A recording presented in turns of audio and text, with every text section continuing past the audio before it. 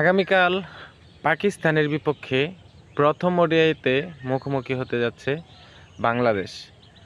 আর বাংলাদেশ দল ইতিমধ্যে তাদের স্কোয়াড ঘোষণা করেছে। 15 সদস্যের স্কোয়াডে আসলে স্পেসার আছে কিন্তু 4 জন। নাহিদ রানা, স্পিড স্টার, তাসকিন আহমেদ, শরীফুল ইসলাম এবং মোস্তাফিজুর রহমান। আর আমি আপনাদের কাছে মতামত জানতে চাই, অবশ্যই আপনারা প্রেডিকশন করে যাবেন। যেহেতু সংবাদ সম্মেলনে বাংলাদেশের হেড কোচ ফিল সিমন্স বলেছিল যে 3 জন পেসার নিয়ে মাঠে নামবে বাংলাদেশ দল পাকিস্তানের বিপক্ষে।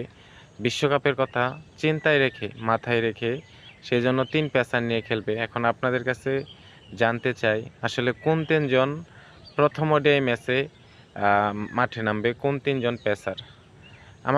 আমার কাছে মনে হয় কেন জানি মোস্তাফিজুর রহমান, তাসকিন আহমেদ এবং শরীফুল ইসলাম এই 3 পেসার নিয়েই প্রথম ওডিআই ম্যাচে মুখোমুখি হবে পাকিস্তানের বাংলাদেশ দল।